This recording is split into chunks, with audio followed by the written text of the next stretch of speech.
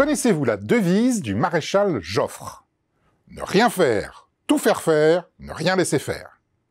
Alors, cette devise pourrait être celle des entreprises qui, de Nike à Subway, en passant par Benetton ou Toyota, ont fait reposer leur succès stratégique sur une utilisation massive de la sous-traitance. Plutôt que de posséder en propre la totalité des ressources et des compétences nécessaires à leur activité, ces entreprises ont préféré mobiliser des prestataires externes afin de construire rapidement et à moindre frais leur chaîne de valeur. Alors, la démarche d'externalisation présente en effet toute une série d'avantages. Premièrement, elle permet de transformer des frais fixes en frais variables.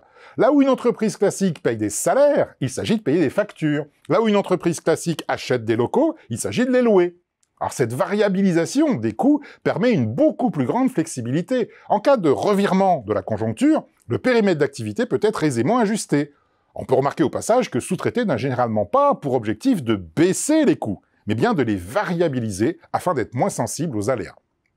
Deuxièmement, l'externalisation transforme des coûts indirects en coûts directs. Là où dans une entreprise intégrée, le coût des fonctions de support est souvent réparti de manière relativement arbitraire, au point qu'on ne sait plus très bien ce qu'elle coûte, dans une entreprise externalisée, on sait exactement à quoi s'en tenir.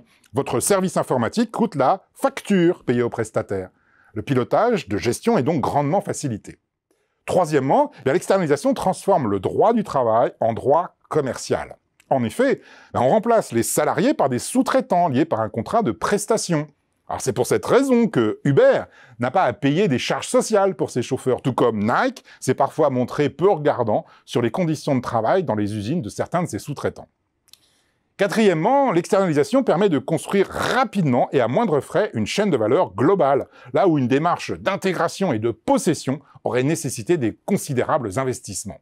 Pour illustrer ce formidable effet de levier, on peut citer là encore Uber, qui en 5 ans a réussi à étendre son périmètre dans pas moins de 60 pays, ou Airbnb, qui proposait déjà 1 million de chambres moins de 6 ans après sa création. Enfin, cinquièmement, l'externalisation permet de mobiliser les compétences dont on a besoin au moment où on en a besoin.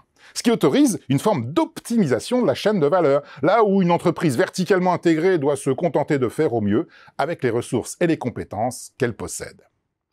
Alors au total, moins coûteuse, plus flexible, plus claire et plus optimisée, la stratégie d'externalisation est-elle une panacée stratégique? Faut-il tout externaliser? Alors non, car tous ces avantages se payent au prix d'un inconvénient majeur. Ne pas posséder ses actifs, c'est bien, mais cela pose le problème de leur contrôle. Si vous n'êtes pas propriétaire de ce qui fait votre activité, elle risque de vous échapper. Rien n'empêche par exemple les chauffeurs d'Uber de passer à la concurrence, tout comme rien n'empêche les sous-traitants de Nike de vendre directement leurs chaussures. Alors comme le disait très justement le maréchal Joffre, ne rien laisser faire. Et c'est bien là tout le problème.